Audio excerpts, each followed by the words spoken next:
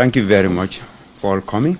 We are here today, as I said in my introduction, to welcome our new information minister and also to start something that we started a few years ago, that is a proactive regular engagement with the media as we are partners in development.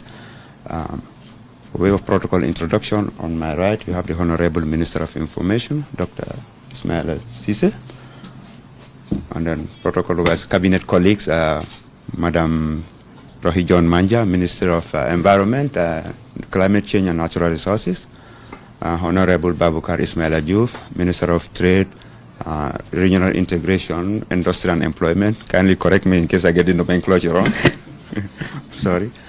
And we proceed. We have Honorable Permanent Secretary, Ministry of Information, Mr. Yankuba Sedi. And we have Deputy Permanent Secretary, Ministry of Information, sir. Fanli Kinte. This is our second time of meeting. Apologies, in case I got your name wrong. And our able director, Doyen of Public Information Service, Director of Information Service, a veteran in the field. We all passed through her tutelage. And thank you very much, Madam, for having you. Madam Aisha Davis. What? Mavinta, yes. I did not complete her name out of respect, so Madam Aisha. Thank you very much. Madam Aisha Davis Ann. I was continuing her name, full name. Thank you. And that's Mabinta, Information Officer at Media and Communication Unit at Office of the President. Thank you very much. We also have our Principal Information Officer at the Director of Information Service, DPS. Sorry for skipping that, but anyway, DPS, also a veteran in the field. Thank you very much. And my brother, I think that's the technical arm of the Ministry of Trade. We are here to assist us in answering technical. Kutubo Jaji, okay, my friend. Senior economist. Thank you very much. You help us to crack all the numbers. Thank you very much. And then, ladies and gentlemen, like I say, I am Sankano for short. I'll be taking you through, and we have our information officer, Zainab Jobate, the ministry here. Thank you very much. We'll start by inviting the Permanent Secretary, Mr. Sedi, to give us an introductory remark. Mr. Sedi, thank you very much.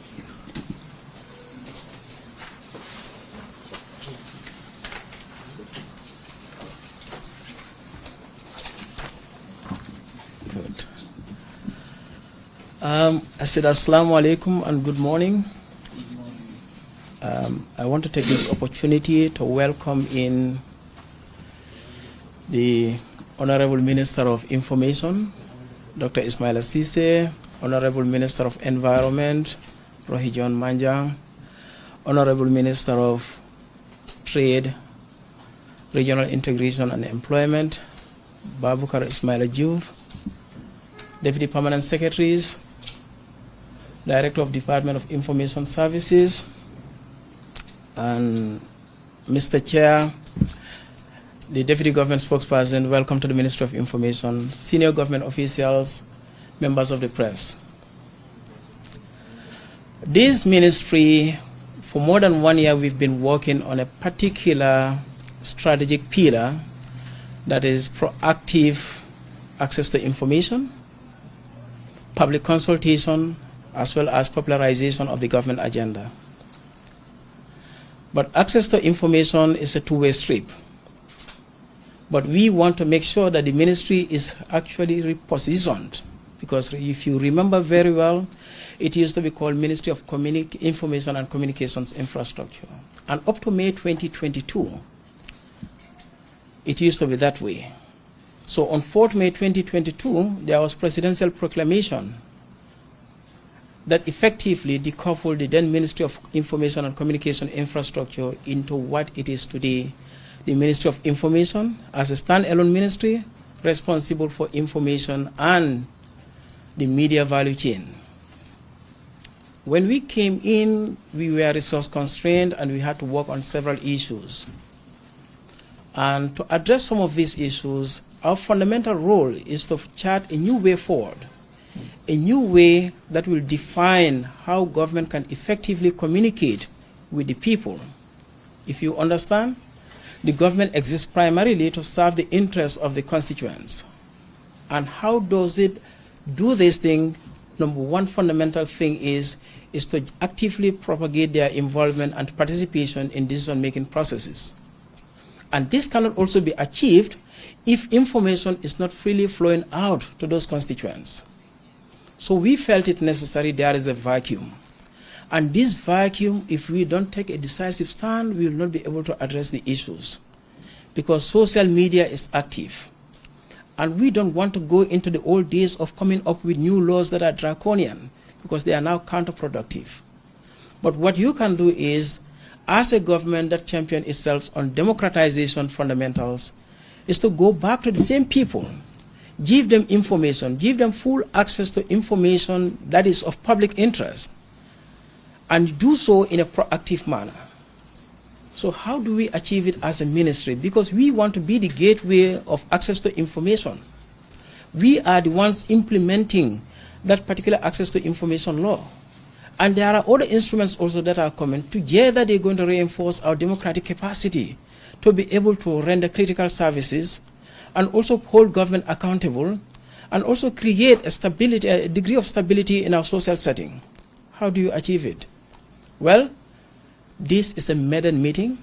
The intention is not to keep you here for long or to open it to too many questions and answer session, but we are saying as a ministry, we are putting our acts together, inviting you to signal to you and the Gambian people that we are ready to be very open and transparent, build on the democratic credentials of the country, and also support the flow of information and access to flow of information, which is information about government activities, projects, and program implementations. Everything got to be in the public domain because it's important that we inform the public. And the Ministry of Information now is going to be the gateway for that. Today's event, as I stated, is just intended to give you an opportunity to interface with us and also provide you the opportunity to witness the launching of our social media handles, as well as our website, as part of our overall signaling effort that there is going to be a shift in paradigm, how government relates to the people, or the constituents, or the electorates, or to the government people. So, Honorable Minister, as we discussed, the intention of today's event is just to make sure that we confine ourselves to this, and periodic press conference, be it 2 weeks or every month, is going to be held by this ministry, and all relevant issues that are in what they call the undercurrents will be discussed in those platforms.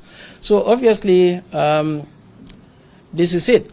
As a ministry, we've been working on a lot of protocols, but now we have a new determined leader who wants to do things differently.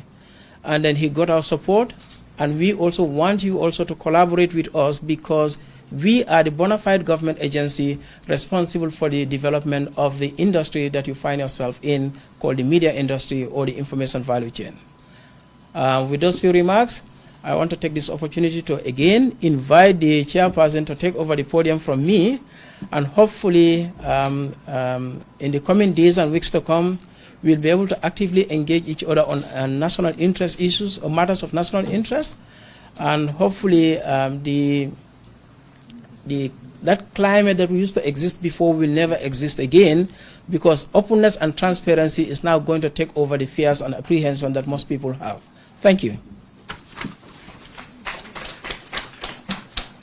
Thank you very much, PSAD, for that beautiful rendition, emphasizing government's commitment to freedom of and access to information. And like I said, we are aware of the new democratic dispensation that by the fact that the government created a special ministry dedicated to the media industries, so how far the government is ready to take the media as the fourth estate, ensuring that you have the space to perform your constitutional mandate as the fourth estate watchdog, and also the both for government and also for the public. So, like I said, today's intro, we are going to be flexible. We are not going to follow the protocol that much. So we are going to be as flexible as you said. The main is introductory, launching the social media handles of the information ministry. Going forward, government is going digital. We are transformation. It's part of the transformation agenda so that the citizen can have digital benefit, have what they call the digital dividend. Having a separate minister of digital economy, which is working, providing the technical backbone, and here we are here providing the software. So today we are witnessing something that's going to go forward. All ministerial websites and social medias are going to be revamped and reactivated, whereby citizens, wherever they are, They can have crucial government services that are going, all these services that are taking place are going to be merged. You see, we are going around the census, all these things are embracing technology is part of that process. We are in the 21st century and government is not going to stay behind. We'll make sure that every Gambian is carried along in this digital transformation journey. Honorable Minister, I'd like to invite you to make remarks before working on the launch of the website. Thank you, Mr. Chair. Good morning, everyone. Good morning, Honorable Minister of Environment, Climate Change, Honorable Rahim Manjang, and also my Honorable colleague, Minister of Trade, Employment and Regional Integration, Honorable Babakar Ismaila Juf, PS Information, Yankuba Sedi, DPS Minte, the Director of Department of Information Services, Madam Aisha Davis, DPS Job,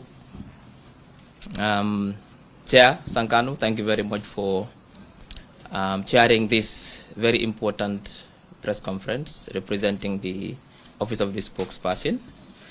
Members of the press, I hope I've acknowledged the presence of everyone on the high table, and also our technical support from the Ministry of Trade as well. Excuse me if I forget your name.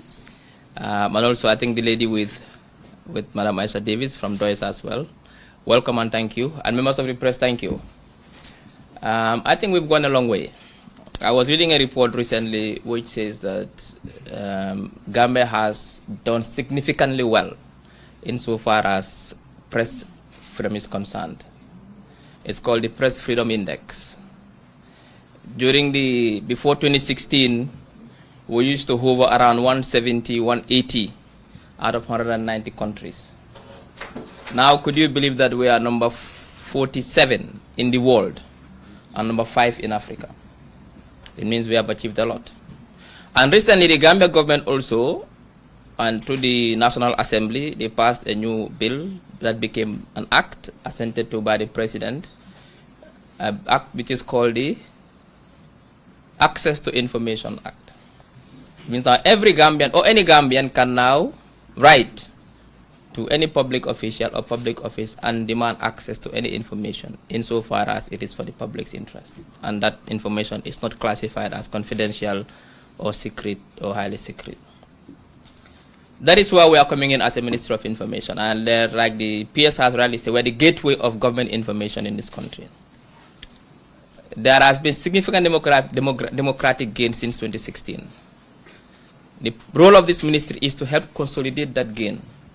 That is why today we are calling on this press conference to inform you that now we'll be having periodic press conferences at least every 2 weeks to inform the media and the general public through the media as to what is happening in government, what are government's priorities, what projects are going on, what projects have been completed, what are the activities, and so on and so forth.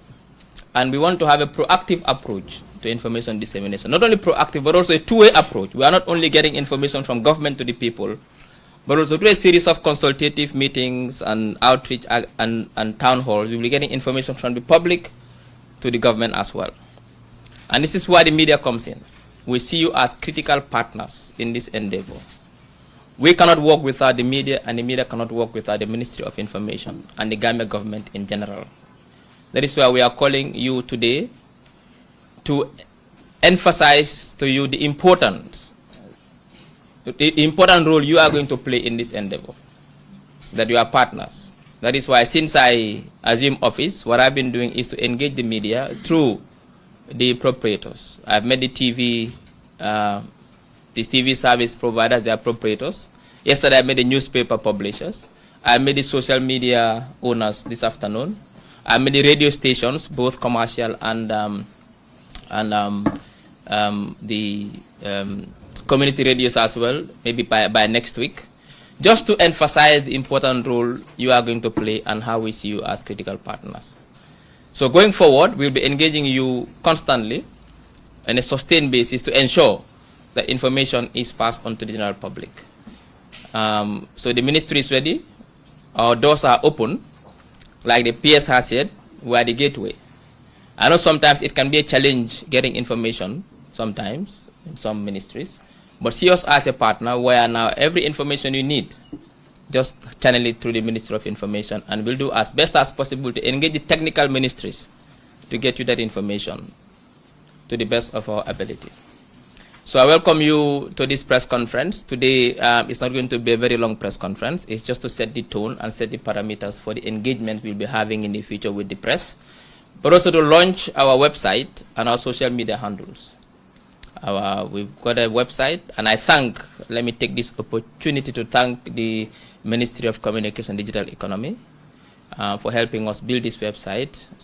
They've been working very hard to get this done, and also all the staff who are working on this website. We are also going to launch our TikTok, Facebook, and also our Twitter, or formerly X account, formerly Twitter as well, and also our YouTube channel as well. So any information you need, you can access them there. We will endeavor to ensure that every information will be uploaded there. If you cannot access them there, if for some reason you have important questions, important information you need that is not on our website, on our social media handles, you can always engage the ministry, and we'll try to provide it to you as best as possible and as quickly as possible. So, Mr. Chair, that is an introductory remark from me. I'm very happy today to see members of the press here today. They are my friends. They are government's friends. We'll be working together. We want to reset the button of relationship between us and the media. We don't want to have any barriers with the media. We want to work with them closely for the public's interest. We want to ensure that there is no vacuum anymore insofar as information is concerned. Because when there's a vacuum, this can precipitate instances where misinformation and disinformation is disseminated, and that is not good for anyone. Countries have been burnt down because of that. In 1994, Rwanda went into a state of genocide because of misinformation and disinformation. A single radio and a single radio broadcaster sent information that was so false that the whole country descended into genocide. Gambia is a peaceful country. Gambia is a stable country. In fact, Gambia has been lauded as one of the most stable countries in the sub-region, thanks to a government that has now opened up the political space, a government that has now given the media the space to operate without interference, a government that ensures that the lives and livelihoods of Gambians are protected through security measures. But also, I thank the media also for being professional and for being ethical since 2016 as well. But we want to ensure we also add to that. We want to ensure the media is competent as well. Journalists are competent. Journalists are safe in this country. That is why if you follow the news last week, I visited Majak, the academy that trained journalists, and also the School of Journalism at UTG. Why? Because I'm concerned that we need to train journalists to become competent and professional and ethical. Journalists are very important in a country. They are as important as the doctors who cure our sick and as teachers who teach and educate our children. If teachers are wrongly educated, then there's a problem. A whole generation is wrongly educated. If doctors are poorly educated, then they kill people. If journalists are poorly educated and are not competent and professional, they misinform and disinform and distort information, which can cause disaster. Therefore, it is important that we ensure that journalists are well trained, they are professional, and they operate within the parameters of the law. This is very important for the government. But just to assure you, we are resetting the button of relationship between the government and the media through the Ministry of Information. We are partners now in development. We rely on you and you rely on us. Let us maintain this for the interest of everyone in this country, for the interest of the peace of this country, and for the interest of the stability of this country. We have a country to build. And I've always argued that it takes a generation to build a country for the next generation. If we want the next generation to come and find a happy, peaceful, developed country, we have to work now and make the sacrifices. If we don't do that, we are passing the burden onto them to do it. That is why today we have challenges. The challenges are trying to build a country for today, solving our most basic needs, but also planning a country for the next generation as well. That's a double challenge. So we cannot do it alone as a government. We need everybody on board. The media, the citizens, everybody who is a Gambian or non-Gambian, as long as you live within the jurisdiction of this country. So members of the media fraternity, I'm happy to announce to you that a new page has been turned in the relationship between government and the media. And I rely on you to make this journey smooth and enjoyable and productive for everyone involved. My doors are always open, and that is my policy. If you have any question, just call or send an email. We'll show you the contact details that you can contact. And we'll do as best as possible to make sure that we proactively feed you with information. We are planning a series of events as well that we'll be doing, a series of activities. We are currently working on our effective communication strategy, which we'll be implementing. And for that to be successful, we need the media. You are the buffer between us and the public. You bring information from the public to the government, but also from government to the public through the Ministry of Information. So you are critical partners in our endeavor. I thank you all for your kind attention, and now I'm looking forward to unveiling our social media handles, our website. These are critical tools that we've just launched to ensure that we further smoothing the relationship between us and the public. That's what they call new media now. The audience is important.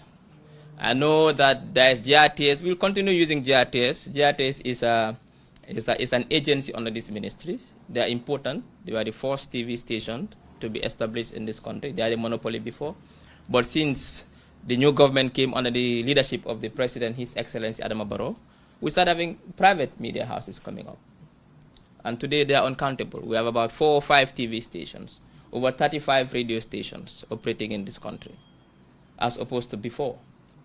And social media is abuzz with information. People have gone online.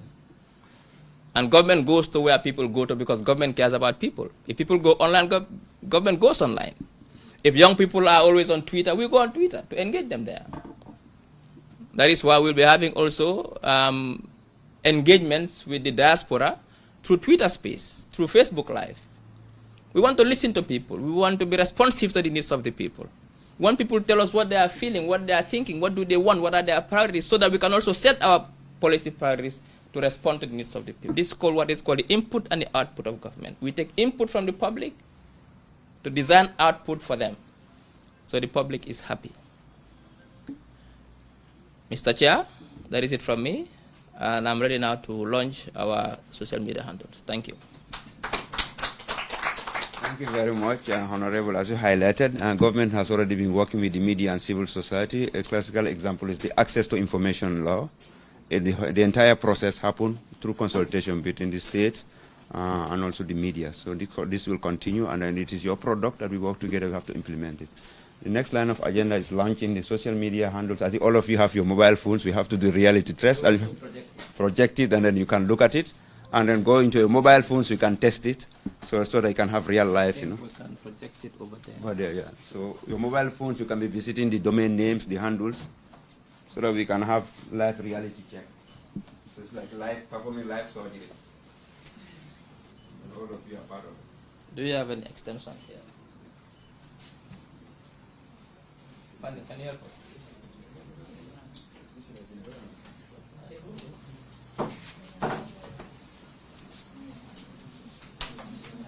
Yes. Can I have it?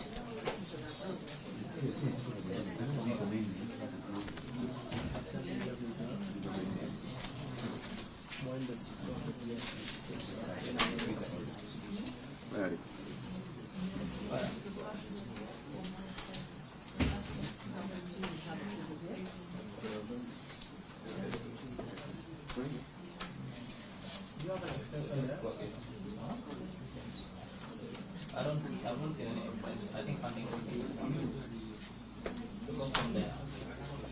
There has to be an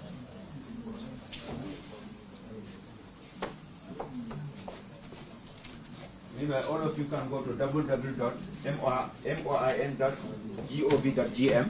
You can test the website, go through it. So media, you are live. Okay, then. If you are live, you go to www. That is World Wide Web. moin.gov for government. .gm for Gambia.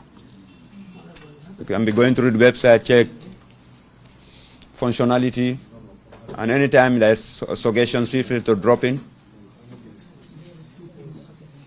The team at the Ministry of Communication and Digital Economy will always be there to assist. So go through it and test it. So we are testing the functionality of the handle.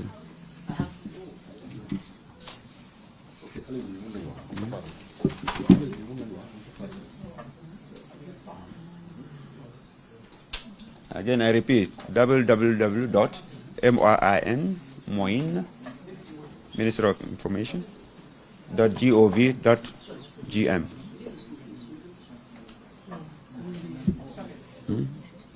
Okay.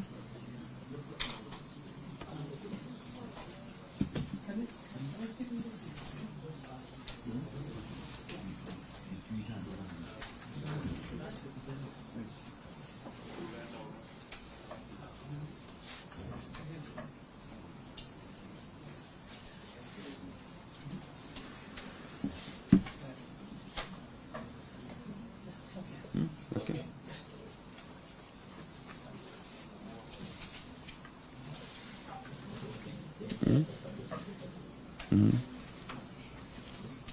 Successful? What can you read from the website? We need comment feedback. Can you access?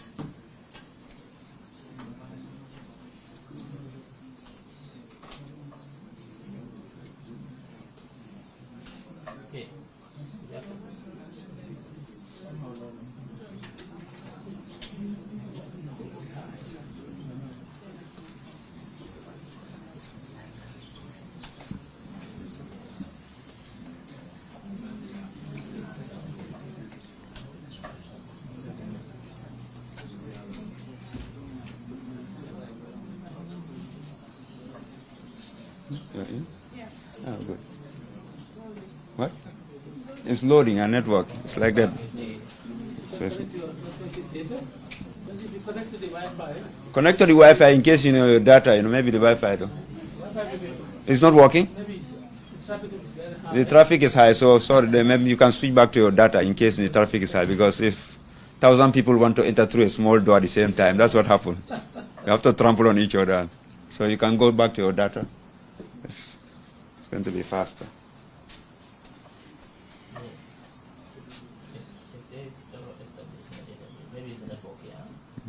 Yeah. So maybe they can try with the data and see. Data connection.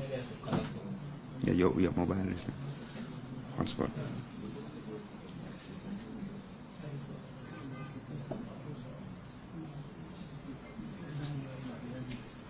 I think it's easier when we leave this because it seems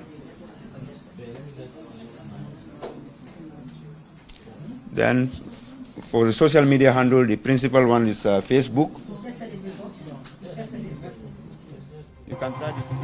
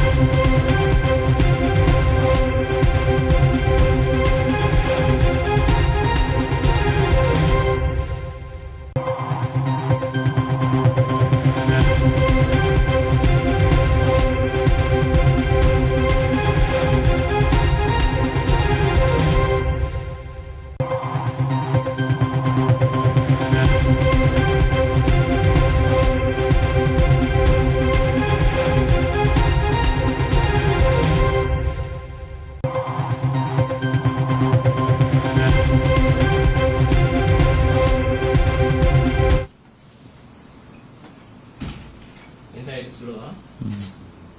Okay, here. So if you haven't started following us or liking us, start doing that now. So you can be getting critical updates. As you can see, we are getting live Facebook now on our social media site, on our Facebook. And then we have our X handle also working.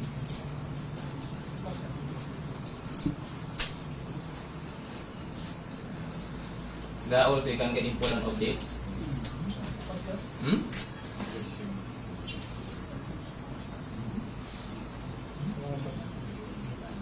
Network information here. See? So start following us as well. And that is our physical address, GRTS building, MDI Road, in case you want to. Oh, okay. Go down live. Okay, the light. Okay.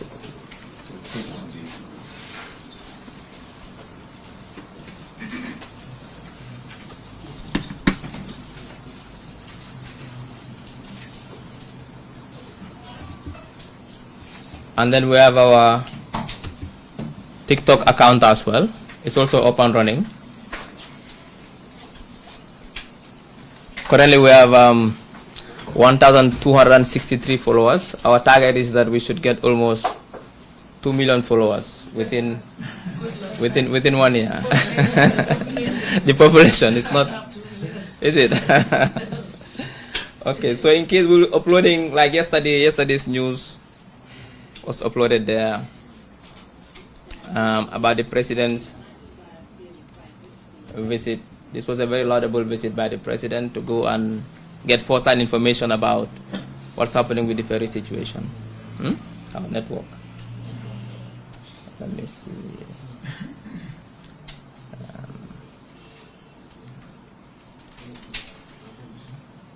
And then we have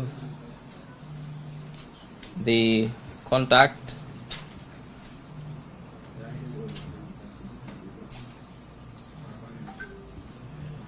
So if you want to email us, it's info@moin.gov.gm in case you want to email, send us an email. And the physical address is also there. We have also a special section for the Office of the President.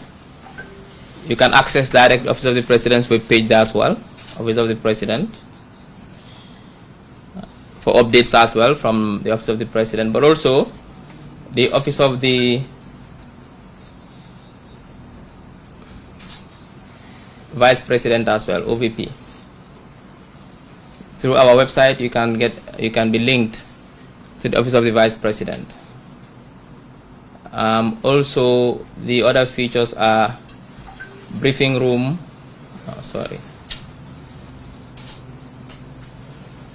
Our line agencies. GRTS is one, Department of Information Services as well. You can also access them through our website. The Gambia News Agency, and also GPPC, Gambia Printing and Publishing Corporation as well. We have a press center where you can get access to news and events. All our press briefings will be uploaded. All our press releases will be uploaded. Also, key decisions from cabinet will also be uploaded there. We call it the cabinet session.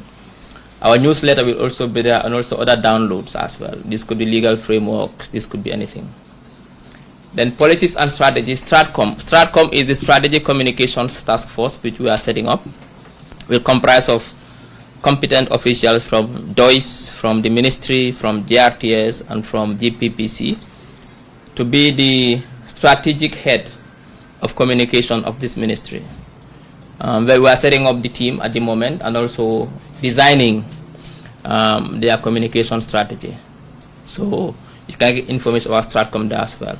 These are photo galleries and videos. In case you want to write a story and you need some photos, you can go there, get photos, but give us credit. Give us credit. It's important to give us credit as well. Then about us, the ministry, the leadership, we are working on that, so you can get information there as well. and then this is the home. So basically now we've created the instruments that can aid in the relationship. You can access us through these instruments. If it's not enough for you, if what you are looking for, you can't find it, like I said, write to the PS, write to me. We'll ensure that we give you the information to the best of our ability. We want to ensure that information we give you is accurate, authentic, and it's for the public's interest. That is important because we have a credibility as a ministry to preserve. So we'll always endeavor to give you accurate information where we can.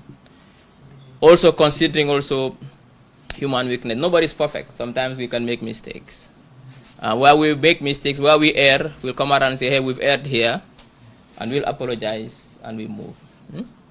Mr. Chair, I think that's it for this part of the event. Thank you very much.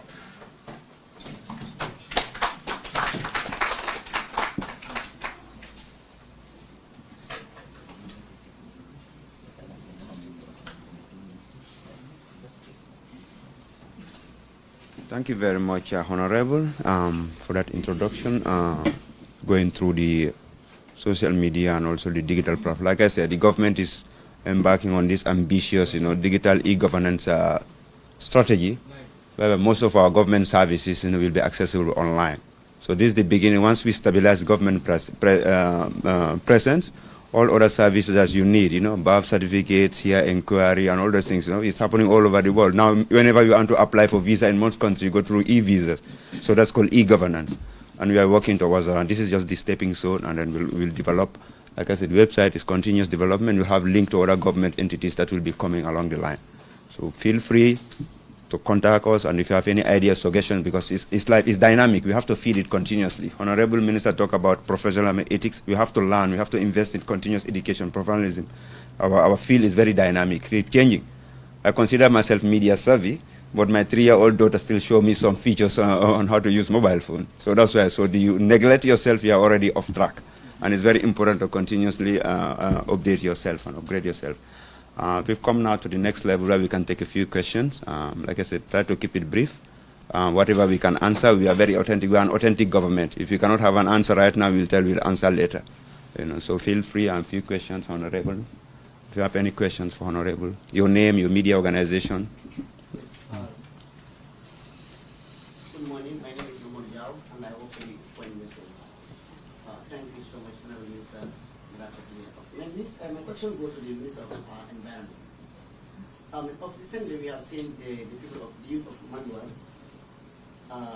protesting with regard to what they say illegal encroachment in that was.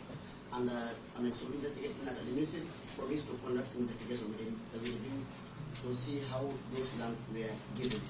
So I want to ask the minister actually, were they able to find out actually how those private companies get those land?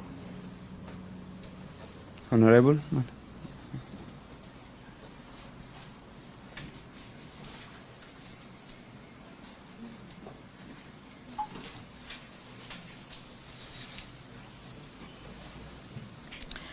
Thank you. Assalamu alaikum.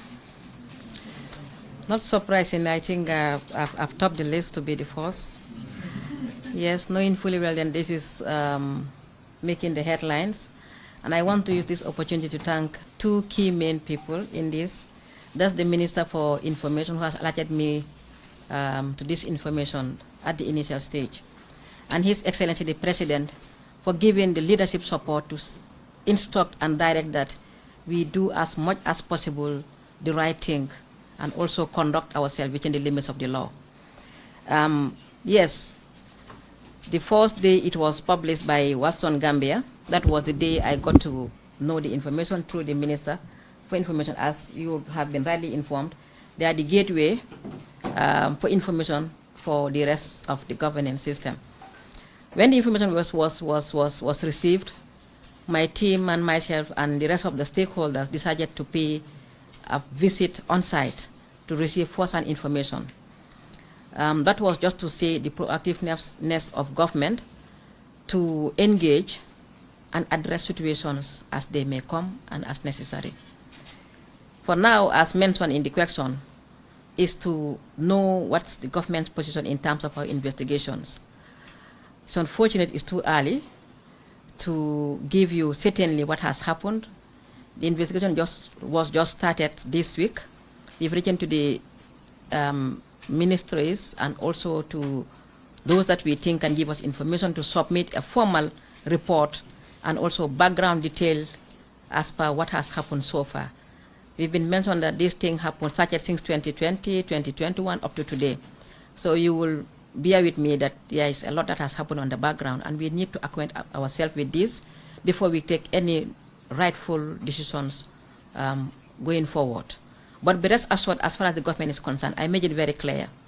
I'm working with the Minister of Defense, Interior, Information, Lands, to make sure that we crack down whatsoever has happened through this that has not followed the due process of the law. As a summary, for now, what we have established is that the forest is a gazetted community forest, and it has gone through all the process required by law. So meaning it took about 3 to some years to complete the entire process. So that is just to indicate that it was not a one-day activity. So all the stakeholders required were involved and then also engaged adequately, and we have passed the test as far as the legal instruments are concerned. That said, that was done in 2020. So we have been informed, not on writing, but as far as the engagements are concerned, that the selling of these forests started in 2021. Unfortunately, and to our surprise and disappointingly, the ministry, as far as I am concerned, have not been informed, or we have not received any written complaint, not from the community, not from the forest department or any other stakeholders. The community, we have received an informal communication or information that they have written to the Department of Forestry, giving their complaint and seeking for support or their engagement. But these are all things that will come up in the investigation to guide our next forward action. As far as the ministry is concerned, as far as the government of the Gambia is concerned, for this case, this forest mentioned is a gazetted forest, and it has not been degazetted. So whatever has been acquired or done aside activities related to the forest, community forest management, is null and void and is illegal. That is what is the stand of the ministry. And then our next line of action will be dictated as to who was involved, what process have been taken, and why. Then we will now respond to what we're going to do. And be rest assured that we are not going to take it lightly. We want to set the example for all of us. Whoever is found wanting, we will make sure that the law takes its due course. Thank you so much.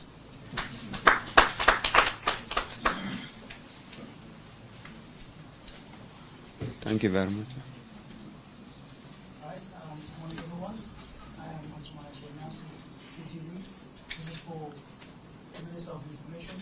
I think this is quite commendable, especially the website and having very active social media handles. However, there are still many, well, even say most government agencies and ministries who do not have either functioning websites or websites that are hardly updated. And sometimes when you even write to them, the emails, they're not functioning, or you have to get a reply. And I think this is very important. I don't know what the government is doing to address this.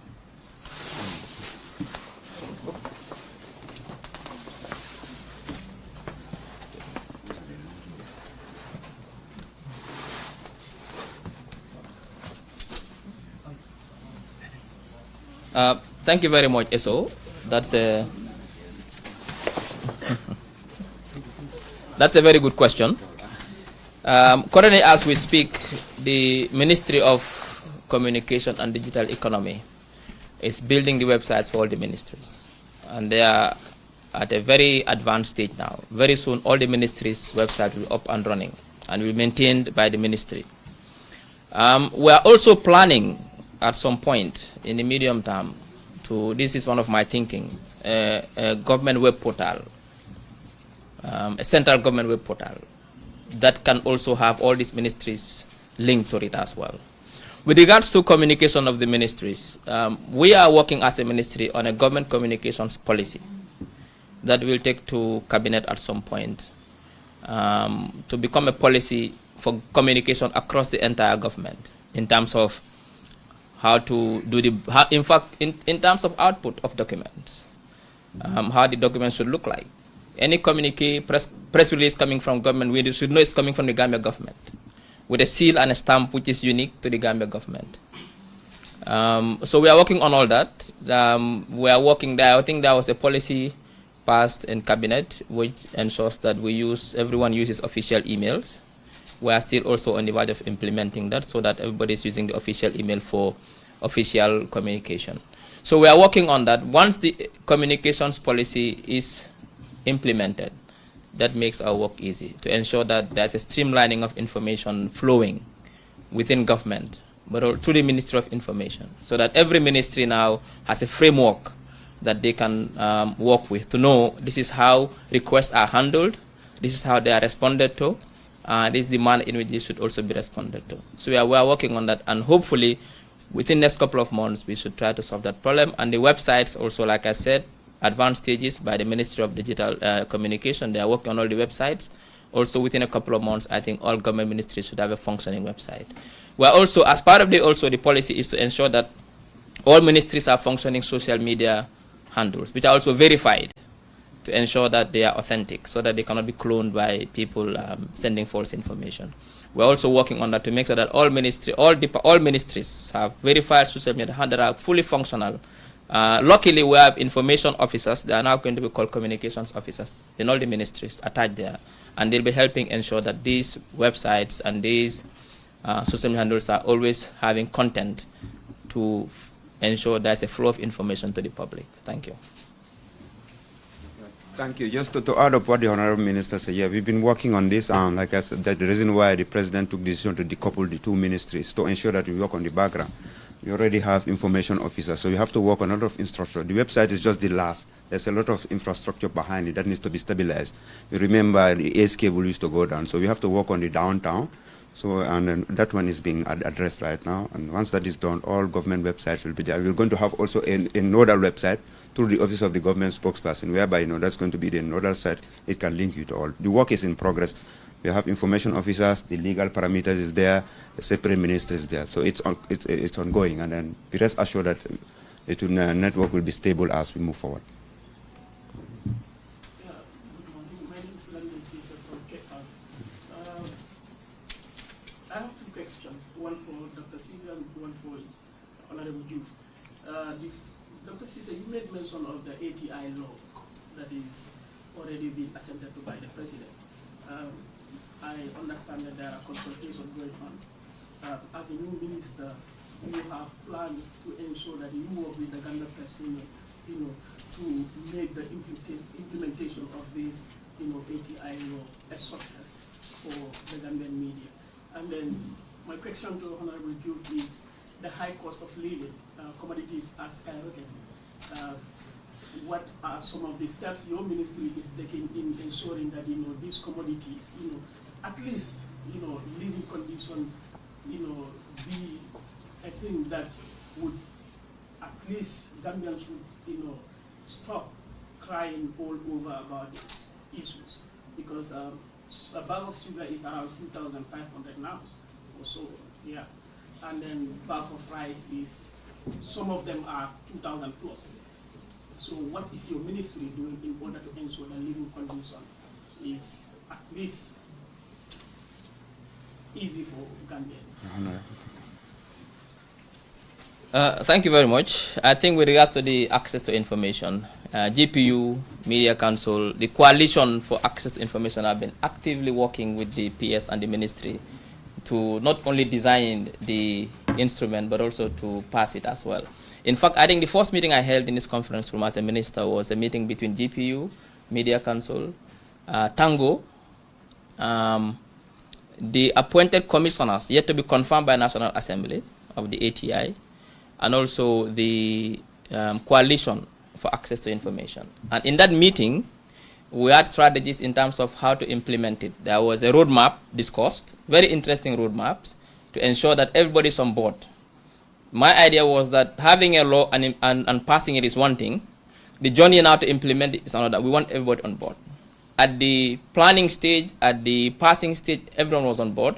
And my aim was to still maintain the coalition or the consortium to ensure that going forward, the commissioners will be there, obviously, but we'll be working with GPU, Media Council, Tango, all civil society to make sure that the ATI is implemented. The ATI is the president's priority. It's his legacy. Because remember, the campaign 2016, one of the priorities was information, access to information, media freedom. And now we have a dispensation that is very serious about access to information, free press, democratic principles and ideals. So don't worry about that. We are working on that. We are having meetings. There's a roadmap available. And we are working with GPU, we are working with Media Council, and all stakeholders, together with the commissioners. There will be a commission for ATI. They are working on their modalities. They'll be confirmed by National Assembly, and they'll start work. They'll work with all the stakeholders to make sure that the ATI is implemented. Thank you. Thank you very much. And remember, the creation of this ministry will be considered as part of the ATI implementation process. Honorable Mr. Diouf. Yes, please.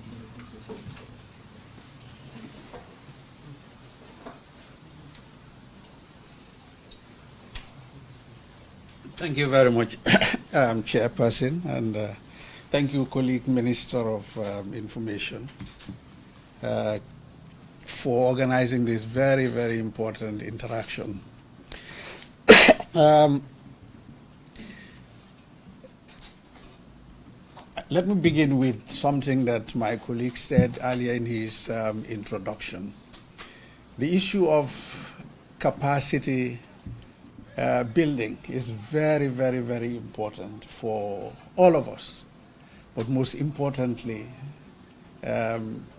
journalists. Somebody said to me last week that prices are skyrocketing.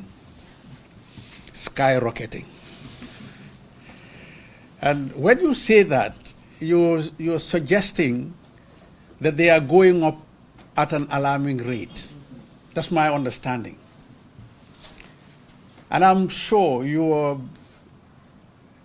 smart enough to know that the prices of commodities, essential commodities in this country, for the past 2 months, according to my dashboard, have been flat. If anything, they have started going down. So skyrocketing is when they are going up, and what we are seeing, the indications are that prices are all stable. They have all been stable from the first week of Ramadan. I receive updates every week, and I got them yesterday. And what I can share with you is American rice, the retail price, and I say this all the time in press conferences. We cannot monitor what is happening in individual shops. We collect data and we share with you the average prices, the average retail prices, the average wholesale prices. We cannot give you prices per shops in Bundung. We don't have the capacity to do that. But on average, no, prices have not been skyrocketing of late. They are stable. I think we begin with that and clarify that. I know American rice has gained some 2.4% over the last 1 week from the 8th, that is from the 2nd to the 8th of March, and hopefully we'll be able to maintain it at that level for some time. During the press conference we organized at the ministry recently, which Kerfatu and others covered, we gave you a very detailed account of the factors that usually influence price rises. Even though we all know that the economy is not in our ministry, we are responsible for facilitation. We are not responsible for the factors that determine rises and drops in prices. But we go out of our way to ensure that we link our availabilities, the facilitation that the ministry is mandated to be responsible for, to the actual costs, to help people understand what is happening. That's why we always share with you what central bank published as the cost of foreign exchange, which is the currencies we use to buy these commodities. So like I said when I started, I don't believe prices have been skyrocketing. The information we are getting at the ministry on average in Kombo, in the Banjul area, in the Basse area, is that prices are stable. And for potatoes, onions that are currently being produced locally and are at the market as I speak to you, in addition to what has been imported recently, we can see that within 2 months, the price has dropped by 50%. But no one is reporting that. Onions have gone from 1,500 at the beginning of Ramadan to 700 today in the market. So that's positive. Potatoes is the same. But there is a fundamental reason why this sharp drop is being noticed in the market. And that is because the local produce has entered the market. Emphasis on, and this is why the President, His Excellency Adama Barrow, in his recent interaction with the Ministry of Agriculture, emphasized the need for us to produce. We must produce to deal with this issue of price. That's the only weapon that we have, Honorable Minister, to control price. It is when we produce in this country what we consume that we'll be in a position to determine these prices. I say that because the external influences of price are beyond the control of any government. And that is why you go to the US today, you go to the UK, you go to Asia, everywhere in the world, probably apart from India, you notice that prices have risen from 2020 levels to 2023 levels. The reason being the constrictions, the controls, the bans on exports by countries to ensure their domestic markets are fed. India is the largest producer of rice in the world. If they believe that, there will be some other epidemic, God forbid. And they're making sure the rice produced in India is not being exported a whole 100%. And they are determining which countries are giving concessions like the Gambia, Senegal, and Mauritius. Then in India, the cost of rice has gone down significantly because there is too much supply in the country. So solutions.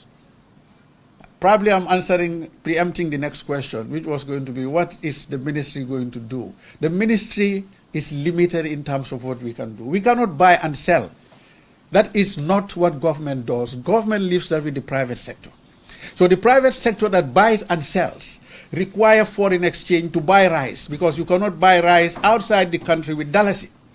To buy the rice, you need foreign currency. The foreign exchange has exchange value against the dalasi that fluctuates. So all these things are very important to factor. But just to answer the question and restrict myself to what the guy said, even though I enjoy digressing and speaking a lot more, there is no skyrocketing of prices at the moment. Prices are stable, the curve is flat, has been flat for 4 weeks, according to our dashboard. Thank you very much, Mr. Chairman. Oh, Chairman agrees? Okay, all right. Tabora, you wanted to corner me, that it wasn't possible. Now you want to handle me here. It's okay, carry on. Coming from one of the answers, the prices have gone down because of the introduction of local produce, absolutely. So I want to take you back a bit. The government, your ministry included have taken a policy from COVID days up to now, where you will empower private businesses to bring commodities. After the COVID, we know that millions of reserve money have been given to businesses to bring products to the country. And recently also, the government has given $3.something billion to Gas Oil also as a loan. Government? $15 million. Government. Loan from the Badia. Okay. And the interest was, the aim was for them to bring in commodities and petroleum products to ease prices in the market. So you mentioned that the lowering of prices is owing to the introduction of domestic products. So I want to challenge to say that that means this policy of giving money to private entities has not paid dividend. We've not felt it in the market. And going forward, will government continue doing these things?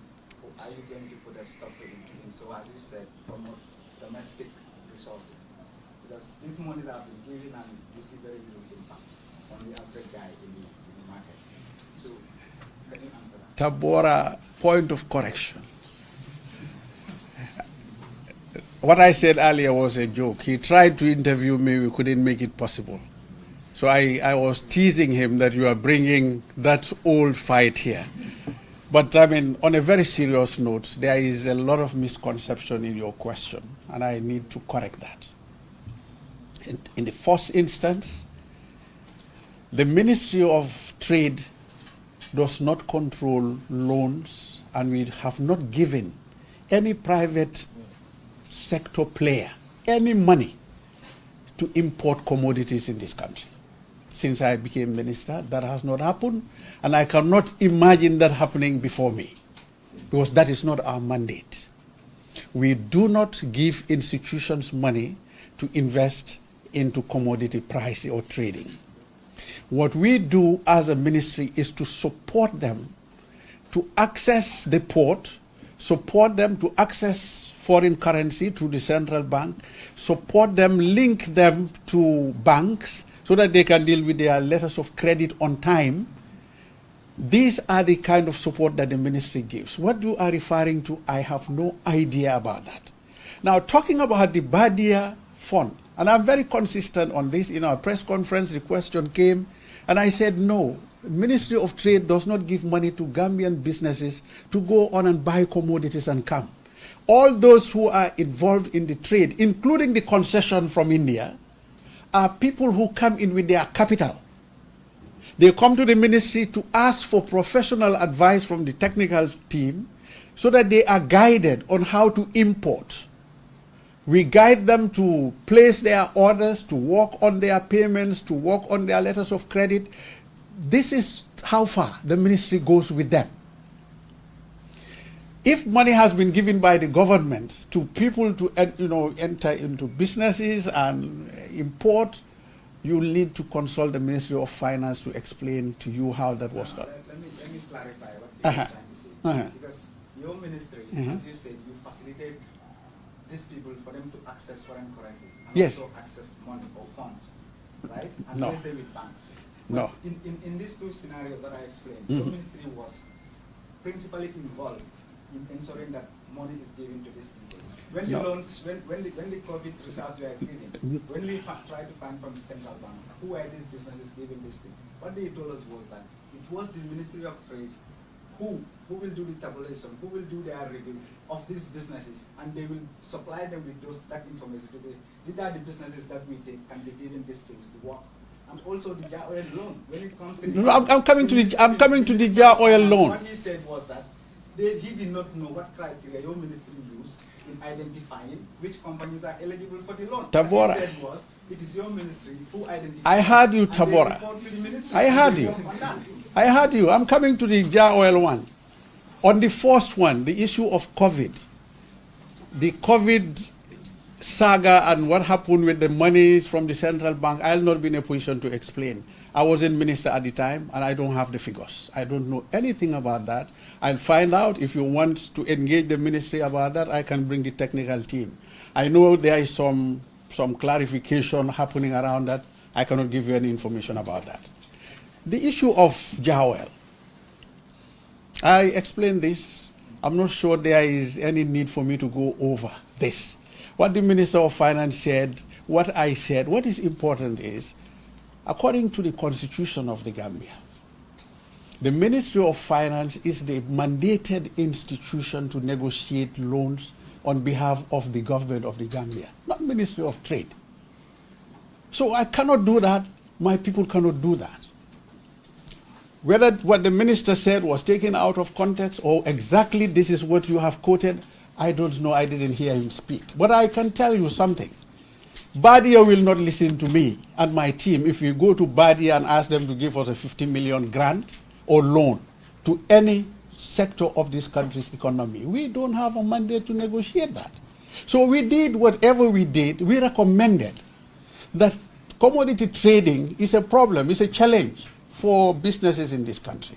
And we asked the Ministry of Finance, we approached them and said, can you facilitate access to finance for our community involved in the commodity trade? Because it's very expensive. And it is that which led the Ministry of Finance to engage with Badia, and Badia allowed us to access this 50 million. It's not, you said government of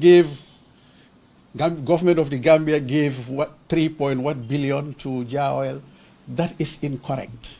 So how much is 50 No, million? listen, my brother, but you listen now. You asked the question. Allow me. have to clarify, because you are trying to make things that I didn't say.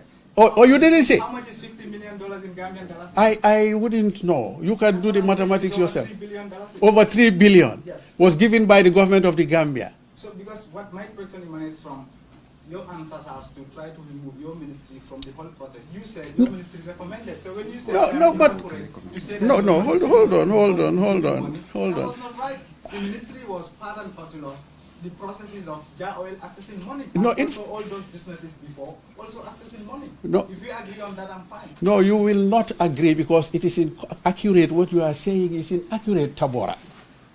You need to listen. I think you need to be patient for me to give you a context, for you to get the answer that I'm giving you.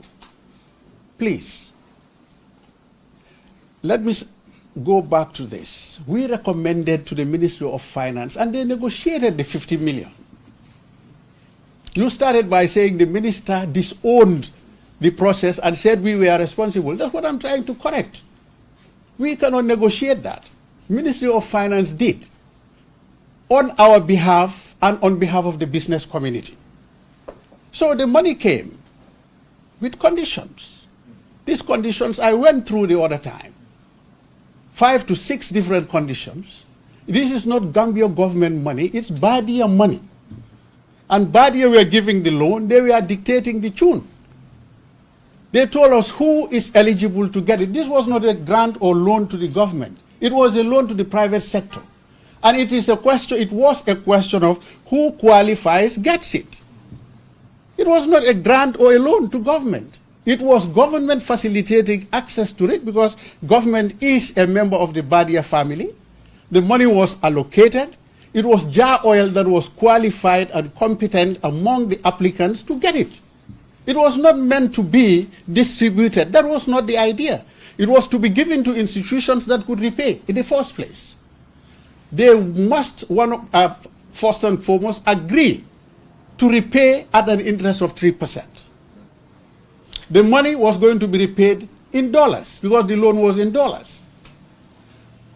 Whoever was going to be given must be ready to repay the money in 6 months. Must be ready to spend the money on commodities that are available in countries within the Badia family. Arab countries, African countries that are in Badia. So all these committees, all these businesses were invited. The importers, those who were interested in the money, those who were clamoring for it, were invited. In fact, that's the most important one. Thank you, Kutubo. Credible collateral must be placed on every lender. Every lender asks for collateral to secure their lending. Badia came with a condition that you must provide adequate collateral to guarantee that the 50 million was not going to be lost. All this community, the businesses that came, were told the same thing that Jar Oil was told. They went away. We're going to form consortia. We are going to form, joint ventures and all that. When they came the second time, they were still not ready. Some of them, in fact, majority of them said they were giving up. They could not meet the conditions. Jar Oil said he was interested. A week before the expiry of the offer, Ministry of Finance rekindled the handle and asked, what are you people doing? We called them again. Ministry of Finance and Ministry of Trade, the two PSs chaired all the 3 meetings. They sat with them, they said they couldn't do it. Jar Oil said they were ready to use the money. So my brother, we should move on and be realistic and accept the fact Jar Oil was not favored above others. Jar Oil was the eligible institution that utilized the money and repaid the money based on the collateral. They were given access to the money to utilize. This was not money that Badia said distributed among business community. It was a loan that is supposed to be repaid, and all government of the Gambia through our ministry of finance did was to ensure there was access to it. Thank you. Thank you. I say it's supposed to be an introductory session with a few formalities. My bad, I should have been strict and rigorous and take use of my power as chairman. Thank you very much, Honorable Minister, and that's what the government, we don't run away from hot, sensitive information. We are always ready. And then, yeah, this is ongoing. You know, we cannot answer all the questions at once. It's ongoing, like I said. I mean, we started this engagement before. It's going to continue, and all questions cannot be answered. We can take now only 2 because we've gone beyond the allocated time. For the sake of what do you call it? You know, the new, how do you call it, the new language, the gender, this thing, before they come on after us. So we're not here for at least, you know, 1 question from male and at least 1 from the female. We are going to take only 2. The gentleman has been raising his hand. Access to information is very important. It's not, you know, to me that it is even long overdue. We should have passed that stage now. But that is something most media chiefs are advocating for, but still they realize that is the subvention. How committed Mr. Dr. Sisi, your ministry is committed to come up with that proposal. PS on subvention for the media. PS. Okay.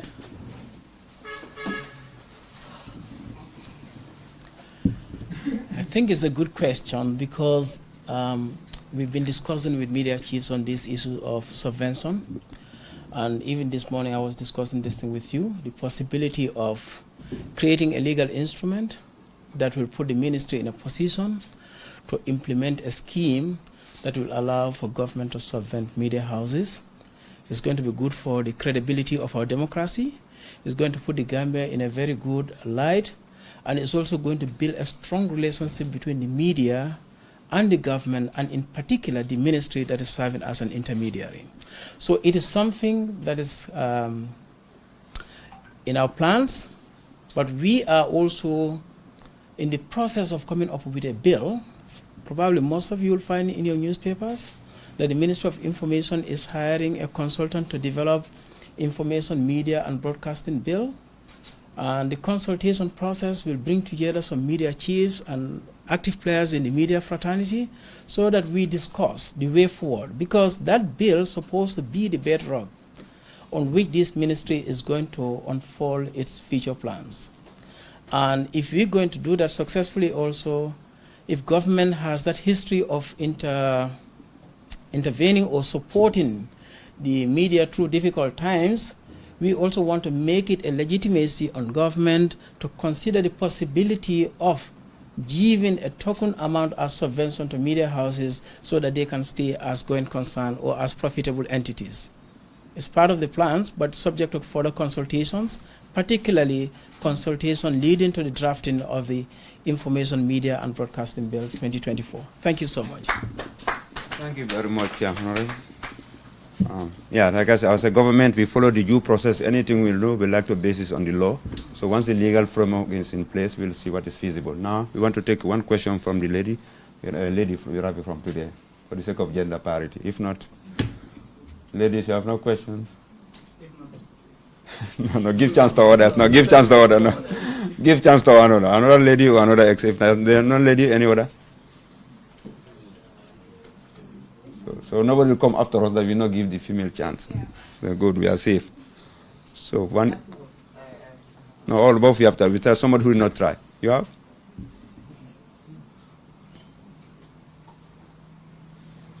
If there are no questions. No, you've already asked, lady. You've already started. You've already on. Keep it brief, you know.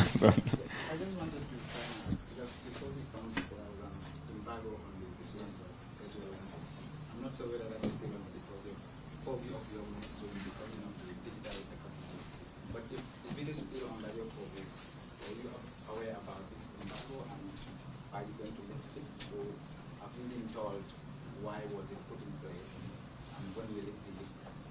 Well, thank you. I think that's a very good question. I'm still reviewing my handing over notes, trying to also review most of the legal frameworks. I know there's an embargo. We've been discussing this at the ministry level to understand why it was in the first place applied, and then what is the way forward. So once we make a decision, we'll come back to the general public, to the media, to tell you what is our decision on the issue of the embargo. But for now, it's under review. I'm new in the ministry. I'm trying to understand the ministry and the sector, but we'll get back to you with that information. Thank you. Thank you very much, Honorable Minister. Thank you very much, ladies and gentlemen. It has been an interesting introductory session. Honorable Minister of Environment, thank you very much, and Honorable Minister of Trade, you've both handled the tough questions very well. My colleagues, Director of Information Service, PS, Principal Information Officer, we've come to the end of today's introductory session, but it's the beginning, it's not the end. The journey continues. We'll be invited again, and like I said, I also encourage you to invest in yourself. We have schools that are offering courses, School of Journalism and Digital Media, and also Majak. So continue to invest in yourself. While government is doing, you should also do that one, and it helps. I see a lot of my students here who are also working, so you can be working and improve yourself. Our field is very dynamic and fluid. Thank you very much for coming here, and see you again. Thank you. Thank you very much. Honorable.